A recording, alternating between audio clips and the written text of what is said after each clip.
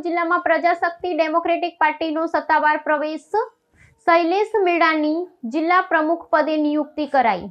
દાહોદ જિલ્લાના રાજકીય ફલક પર એક નવો વળાંક આવ્યો છે। ગુજરાતના પૂર્વ મુખ્યમંત્રી શંકરસિંહ વાઘેલા દ્વારા સ્થાપિત પ્રજાશક્તિ ડેમોક્રેટિક પાર્ટીએ દાહોદ જિલ્લામાં સત્તાવાર રીતે પોતાનો પ્રવેશ કર્યો છે। આ નવનિર્મિત રાજકીય પક્ષના દાહોદ જિલ્લા પ્રમુખ તરીકે શૈલેષ કુમાર મેડાની વરણી કરવામાં આવી છે।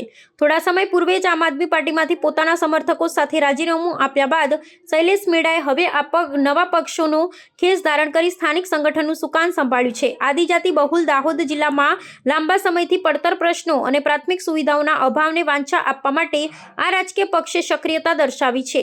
નવનિયુક્ત જિલ્લા પ્રમુખને પત્રકારો સમક્ષ સ્પષ્ટ કર્યું છે કે શૈક્ષણિક સુવિધાઓ, આરોગ્યલક્ષી સેવાઓ અને ખેડૂતો માટે સિંચાઈના પાણીની યોગ્ય વ્યવસ્થા જેવા મૂળભૂત મુદ્દાઓ પર વર્તમાન વહીવટીતંત્ર નિષ્ફળ નીવડ્યું છે। આ ઉપરાંત સ્થાનિક રોજગારીની યોજનાઓ અને સ્પર્ધાત્મક પરીક્ષાઓની તૈયારી કરતા યુવાનો માટે પુસ્તકાલય તેમજ રમતગમત મેદાનોના અભાવ જેવા ગંભીર પ્રશ્નોને ઉજાગર કરી પ્રજાનો અવાજ બનવા માટે કટિબદ્ધ છે। આગામી સમયમાં રાજ્યમાં યોજાનારી સ્થાનિક સ્વરાજ્યની ચૂંટણીઓને અનુલક્ષીને પક્ષે અત્યારથી જ પોતાની રણનીતિ ઘડવાની શરૂઆત કરી દીધી છે। જિલ્લા પંચાયત, તાલુકા પંચાયત અને નગરપાલિકા કક્ષાની તમામ બેઠકો પર પોતાના ઉમેદવારો ઊભા રાખી મજબૂત લડત આપવાની પક્ષ દ્વારા સત્તાવાર જાહેરાત કરવામાં આવી છે। શૈલેષ મેડાએ સ્થાનિક જનતાને આ પરિવર્તનની લડાઈમાં જોડાવા અને જિલ્લાના વિકાસને નવી દિશા આપવા માટે અપીલ કરી છે, જેના પગલે દાહોદના સ્થાનિક રાજકારણમાં નવો ગરમાવો જોવા મળી રહ્યો છે। નમસ્કાર, હું શૈલેષ કુમાર મેડા આજે પ્રજાશક્તિ ડેમોક્રેટિક પાર્ટીના સ્થાપક અને ગુજરાતના પૂર્વ મુખ્યમંત્રી શ્રી શંકરસિંહ વાઘેલા બાપુના હસ્તે પાર્ટીમાં આજે અમે પ્રવેશ કર્યો છે અને સાથે દાહોદ જિલ્લાના પ્રમુખ તરીકે મને કામગીરી કરવા માટેની જવાબદારી આપવામાં આવી છે। એ બદલ હું શૈલેષ કુમાર મેડા અને મારા સાથી મિત્રો બાપુનો હૃદયપૂર્વક ખૂબ ખૂબ આભાર માનીએ છીએ। આજ રોજ દાહોદ જિલ્લામાં પ્રજાશક્તિ ડેમોક્રેટિક પાર્ટીનો શુભારંભ કરવામાં આવ્યો છે।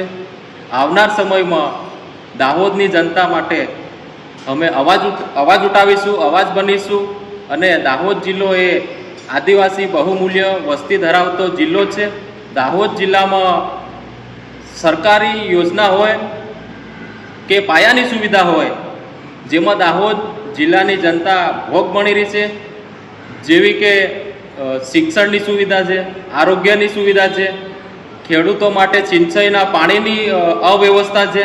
સાથે સાથે દાહોદ જિલ્લામાં સરકારી તંત્ર અને સરકારી યોજના જે નિષ્ફળ તરફ ગઈ છે, જે સ્પષ્ટપણે જણાય છે, જેવી કે નલ સે જલ યોજના, સાથે જોવા જઈએ તો મનરેગા યોજનામાં દાહોદ જિલ્લામાં મોટા પાયા પર ભ્રષ્ટાચાર થયેલો જોવા મળે છે અને ખાસ કરીને સંરક્ષણ ક્ષેત્રે દેશની સેવા કરવા માંગતા દાહોદ જિલ્લાના ભાઈ બહેનો માટે દાહોદ જિલ્લામાં સ્પર્ધાત્મક પરીક્ષાઓ માટે લાઇબ્રેરીની અવ્યવસ્થા જોવા મળે છે, અભાવ જોવા મળે છે અને સંરક્ષણ ક્ષેત્રે જે ભાઈઓ બહેનો જોવા માંગે છે એના માટે દાહોદ જિલ્લામાં ગ્રાઉન્ડની પણ વ્યવસ્થાનો અભાવ જોવા મળે છે। આવી દાહોદ જિલ્લાની જનતા સમસ્યાઓ અને પાયાની સુવિધાઓથી અભાવ જોવા મળે છે, જેના માટે પ્રજાશક્તિ ડેમોક્રેટિક પાર્ટી એમની પડખે રહેશે, રાત દિવસ એમની સાથે રહેશું અને લડત ચલાવીશું અને એમને પાયાની સુવિધા મળી રહે એના માટે ડેમોક્રેટિક પાર્ટી રાત દિવસ એમની સાથે રહેશે। આવનાર સમયમાં ગુજરાત રાજ્યમાં તાલુકા પંચાયત, જિલ્લા પંચાયત, નગર પંચાયતનું ઇલેક્શન આવી રહ્યું છે, જેમાં દાહોદ જિલ્લાની જનતાનો આશીર્વાદ મળે અને બાપુના માર્ગદર્શન હેઠળ દાહોદ જિલ્લામાં અમે તાલુકા પંચાયતની તમામ સીટો, જિલ્લા પંચાયતની તમામ સીટો ઉપર ભાગ લેશું, એમાં કોઈ શંકાને સ્થાન નથી। હું જિલ્લા પ્રમુખ શૈલેષભાઈ મેડા દાહોદ જિલ્લાની જનતાને અપીલ કરું છું કે આવો, સાથે મળીએ, પાર્ટીમાં જોડાવ અને દાહોદ જિલ્લાના વિકાસની નવી દિશા તરફ આપણે આગળ વધીએ। લીડર બનો, નીડર બનો। જોહાર, જય ભીમ, વંદે માતરમ, જય જય ગરવી ગુજરાત।